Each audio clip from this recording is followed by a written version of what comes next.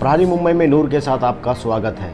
मुंबई के नूरबाग इलाके में 26/11 के आतंकी हमले के शहीदों को श्रद्धांजलि दी गई और साथ ही साथ भारतीय संविधान दिवस मनाया गया। मुंबई के अखिल भारतीय कल्याण संघ की तरफ से 26 नवंबर को मुंबई के नूरबाग में एक प्रोग्राम आयोजित किया गया था, जहां पर इंडो ब्रिटिश लेखक सैयद शाहीन चिश्ती और डोंगरी पुलिस स्टेशन के वरिष्ठ इंस्पेक्टर शबाना शेख के साथ 26/11 के शहीदों को श्रद्धांजलि दी गई। साथ ही साथ अखिल भारतीय मजदूर कल्याण संघ के अध्यक्ष हुसैन शेख, जायद खान, शरीफ देशमुख, शोएब खान, जनपद सिंह, आलम नकवी, संजय बंसाल, गुलफाम नूरुल और शाहिदा दरबार सहित और भी बहुत लोग मौजूद थे और इन सब ने मिलकर पाकिस्तान मुर्दाबाद के नारे लगाते हुए मुंबई पुलिस की प्रशंसा करते हुए नजर आए। किस तरह मुंबई पुलिस आतंकवादियों के हमले के खिलाफ फतेह हासिल की और मुंबई वासियों को आतंकवादियों से सुरक्षित किया था।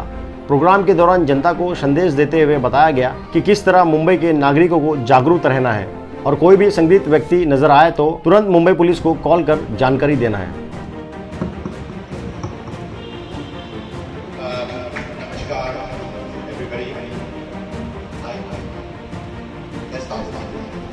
मैं सबसे पहले तो श्रद्धांजलि देता हूँ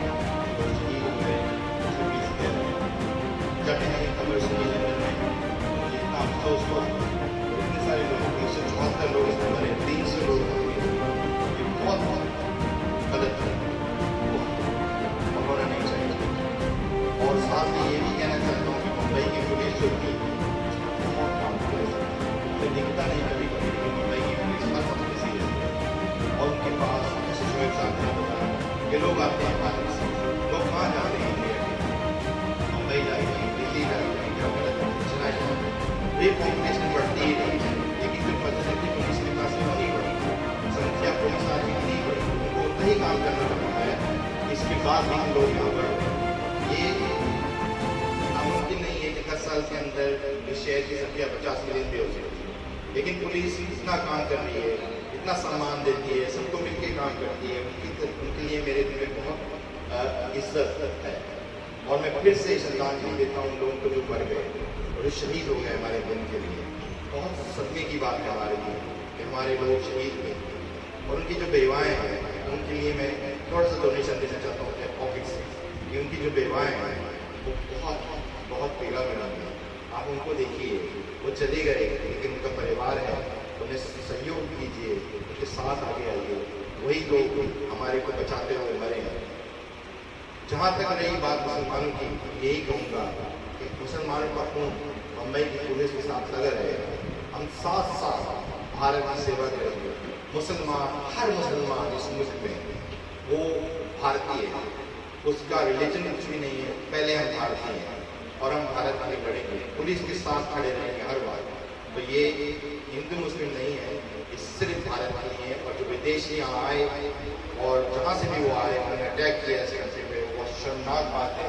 उन्हें सख्त से सख्त सजा मिलनी चाहिए। जहाँ पर भी हो ये मैसेज जाना चाहिए कि लोग मरे हैं इसके अंदर, हम तुम्हें छोड़ेंगे नहीं, तुम कहीं भी रहो, किसी मुल्क में भी रहो, तुम्हें पकड़ के लाएंगे और तुम्हें सजा देंगे।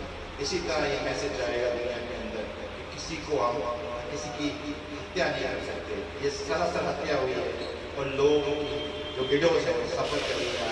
आप प्लीज़ उनकी हेल्प कीजिए और देश के लिए काम कीजिए, यही मैं चाहता हूँ। और मैं कोशिश करूँगा, जो भाई ने कहा कि मेरी मराठी एक दो शब्द सही हो जाए, और साथ में ये कहूँगा जय हिंद, जय महाराष्ट्र।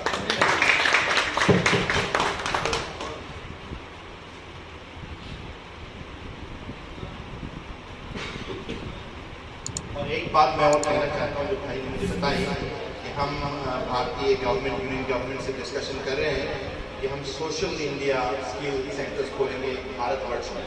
4600 सेंटर्स हमने खोले हैं मोदी जी के नेतृत्व में, और साथ में रामदास अठावले जो सोशल जस्टिस मिनिस्टर हैं, उन सोशल सेंटर्स का यही मकसद होगा कि उसमें औरतों को और मर्दों को ट्रेनिंग दी जाए कि उनको बताया जाए एम्ब्रॉयडरी कैसे होती है, टेलरिंग कैसे होती है, इंग्लिश कैसे बोली जाती है, इंग्लिश लिखी कैसे जाती है, कंप्यूटर कैसे यूज़ किए जाते हैं और इंटरनेट कैसे यूज़ करते हैं। ये सब चीज़ें हम कर रहे हैं और 4610 सेंटर्स हम भारतवर्ष में खोलेंगे इंशाअल्लाह।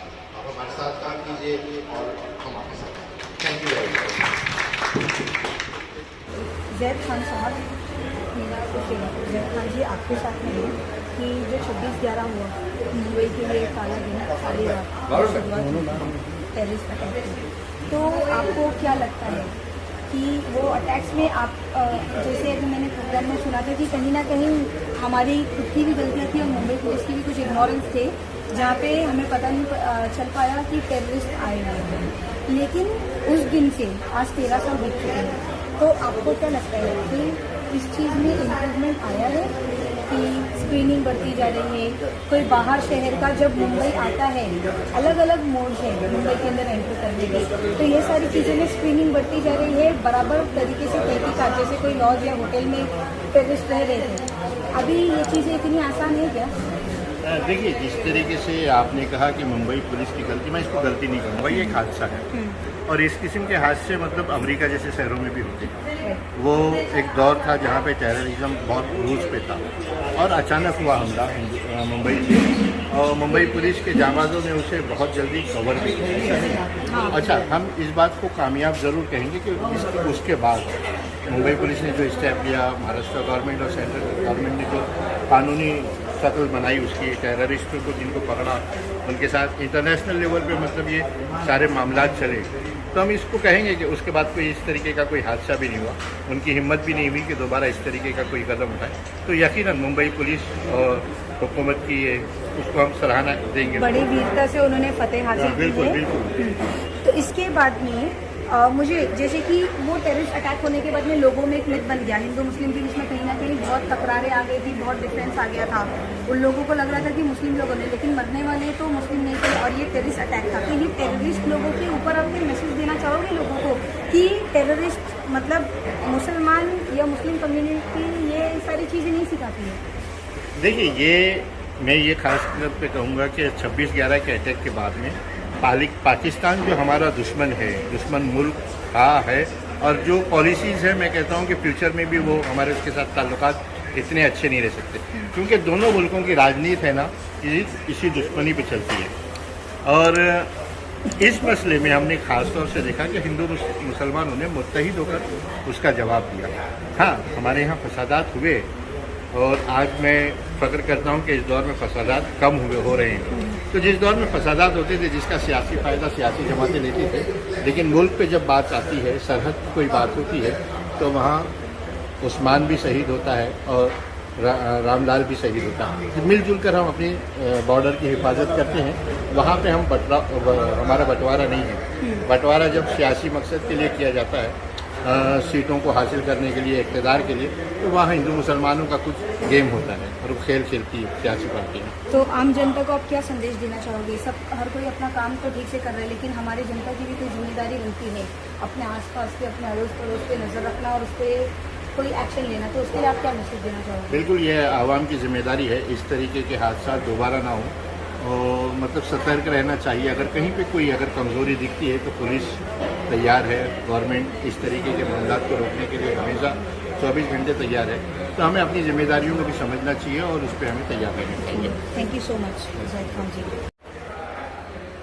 ऑलरेडी आपने यहाँ पे प्रोग्राम में अपनी एक स्पीच दी थी, जहाँ पे आप सारी चीज़ों को लेकर बता रहे थे, मराठी को लेकर बता रहे थे, अपने देश और अपने राज्य की कैसे उसको संभाल कर हमें एक आम जनता होते हुए उसको लेकर कैसे उस बारे में बता रहे थे। और आपने ये भी कहा वो टेररिस्ट अटैक के अलावा कि हमारे आसपास में भी अगर कोई, जैसे कि सीमेंट फैक्ट्री की आप बात किए कि अभी एक काइंड ऑफ प्रदूषण है ना, कि अगर वो सीमेंट फैक्ट्री चलेगी तो बाजू में जे हॉस्पिटल है, इतना ट्रैफिक वाला एरिया होता है, पीक आवर हो नॉन पीक आवर हो, एनी टाइम रश होता ही है यहाँ पर साउथ बॉम्बे में।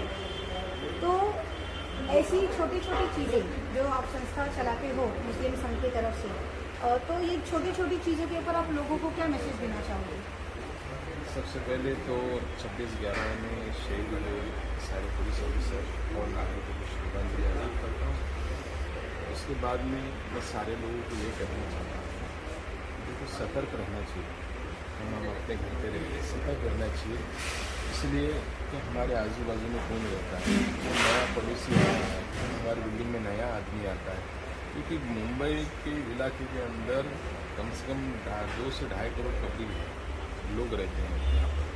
उस हिसाब से कौन आ रहा है, ट्रेन से आ रहा है, बस से आ रहा है, गाड़ी से आ रहा है, उसके लिए हमको नागरिक होने के नाते, इस देश का नागरिक होने के नाते हमको सतर्क रहना चाहिए। दूसरी बात ये तो रहा आतंकवादियों का आना जाना, अतिरेकी जो आते हैं उनके ऊपर ध्यान रखना। दूसरी बात हमारे समाज के अंदर जहर कहाँ से फैल रहा है, एक तो ड्रग्स, उसके ऊपर ध्यान देना चाहिए कि हमारे बच्चे, नौजवान बच्चे आजकल ड्रग्स के आदी हो रहे हैं और ड्रग्स ले रहे हैं, उसके ऊपर ध्यान देना चाहिए और पुलिस को इसका इन्फॉर्म करना चाहिए।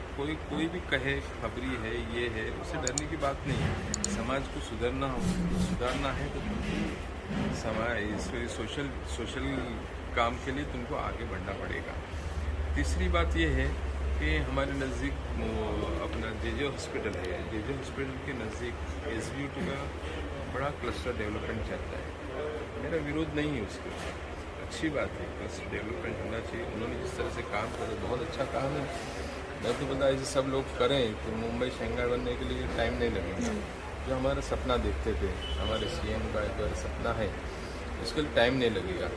लेकिन ये बनाते बनाते कहीं दूसरे लोगों को तकलीफ तो नहीं हो रही है, इसका ध्यान रखना चाहिए। लेकिन सीमेंट अगर प्लांट बनता है तो उसमें जो बारीक सीमेंट के पार्टिकल्स होते हैं, आम जनता जब रोड पर सांस लेगी उसके जो छोटे छोटे पार्टिकल्स है वो लंग्स में जाके 13 सालों के बाद भी सर आपको क्या फील होता है कि जो हिंदू मुस्लिम एक्चुअली जो टेररिस्ट अटैक हुए थे वो एक मुस्लिम कंट्री की तरफ से हुआ था, जो पाकिस्तान है जिसने मुंबई पे हमला किया, तो कहीं ना कहीं उस कंट्री के अटैक करने की वजह से आपको क्या लगता है कि इंडिया में, मुंबई में, महाराष्ट्र में हिंदू मुस्लिम के बीच में दरारें बढ़ी या फिर यूनिटी बढ़ती गई? देखिए, इसके बहुत सारे रीज़न है। जो हिंदू मुस्लिम दरार है उसको बढ़ाने में कुछ राजकीय हेतु के हिसाब से बढ़ाया जाता है, उनको बढ़ावा दिया जाता है ताकि उनको मनचाहा रिजल्ट मिल जाए। ये तो बहुत सालों से चलते आ रहा है। असल में हिंदू और मुस्लिम भाई एक साथ रहते हैं। बहुत सारे इलाके हैं मुंबई महाराष्ट्र में, आप पश्चिम महाराष्ट्र में भी जाएंगे तो वहाँ पर भी एक गांव में सभी लोग भाईचारे से रहते हैं। लेकिन पॉलिटिकल लोगों को इस माहौल से फायदा होता है ताकि उसके लिए ये इसको बढ़ावा देते हैं हिंदू मुस्लिम के संगठन, ताकि उस देश पे उनके वोट स्ट्रॉन्ग हो। हाँ। तो उनकी वोट बैंक उसके ऊपर मायने रखती है, रिजल्ट मायने रखता है। इसके लिए उस हिसाब से वो लोग इसको बढ़ावा देते हैं। तो ये बात सही है, लेकिन उसके बाद जो हमला हुआ उसके बाद जो आप बोल रहे हैं दरार बड़ी नहीं है, उसको बढ़ाया जा रहा है। तो कहीं ना कहीं आपको लग रहा है कि टेररिस्ट अटैक भले बाहर से हो रहे हैं लेकिन हमारे इंडिया में ही अंदर का भी आतंकवाद जो है, ये धर्मवाद, जातिवाद, ये भी एक तरह का आतंकवाद है जो कि जिससे भाईचारा बढ़ना चाहिए, लेकिन उसमें दरारें डाली जा रही है। इसके लिए पूरे हमारे आज का जो पॉलिटिकल एंगल है वो जिम्मेदार है इसके लिए। तो कोई रास्ता है जिसे इसको कम किया जा सकता है? है ना, क्या है ना कि ऐसे लोगों को जो जातीयवाद को बढ़ावा दे रहे हैं उनको लोगों ने संसद में भेजना नहीं चाहिए। जो सिर्फ भारत का हित करे, समाज की उन्नति का हित करे या लोगों का हित भला चाहे, ऐसे अच्छे वाले लोगों को ही चुनकर देना हमारे नागरिक की जिम्मेदारी बनती है। और जो जातीयवाद फैला रहे हैं उनको उनके हिसाब से उनके ऊपर एक्शन लेकर या पुलिस स्टेशन में केसेस वगैरह दाखिल कर इसको दबाना चाहिए। क्यों बहुत सालों से यहाँ पर एक साथ अलग अलग जातियों के जमात के लोग रहते हैं और उसी को अगर फूट पड़ने में अगर ये लोग मदद करते हैं, फूट गिराने में, तो ये कोई अच्छी बात नहीं है भारतवर्ष के लिए। तो ये चाहूँगा कि लोगों ने इसके बारे में भी सतर्कता रखकर ये जातिवाद का जो आतंकवाद है उसको खत्म करने की भी कोशिश करनी चाहिए। यही श्रद्धांजलि आज के दिन अच्छी साबित होगी। जी, बंसल जी ने बहुत अच्छा मैसेज दिया है। हम उम्मीद करेंगे कि जनता ये मैसेज को देखे, सुने और इस पर अमल करे। Thank you.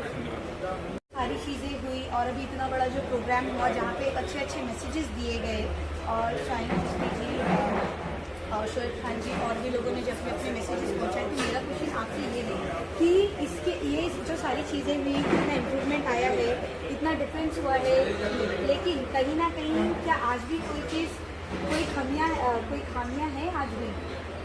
खामियां तो नहीं है, लेकिन लोगों में आज भी वो मतलब जागरण नहीं हुआ है अभी। आज भी वो जागरण नहीं हुआ है कहीं ना कहीं कुछ चीज़ ऐसी है जो लोगों को उसके पीछे वजह है। वजह ये है कि हमारे पास आज एजुकेशन होने के बावजूद भी लोग मज़हब को लेकर ही ये सारी बातें करते हैं और कहीं ना कहीं जो जिसका जो वो निकल रहा है, आप देख रहे हो यूपी में और कहीं और जगह पर जो हिंदू मुसलमानों के खिलाफ भड़काया जाता है। जा रहा है। तो ये दो वजह से हो रहा है, क्योंकि रीज़न है कि गरीबी हमारे पास बहुत है और हमारा जो गरीबी होने की वजह से लोगों को पैसा देके ये सब खुदा पसंद कराया जाता है और लोग चाहते नहीं है, लेकिन फिर भी कुछ लोग जो है जो पैसों के लिए सारी चीज़ें करते हैं। और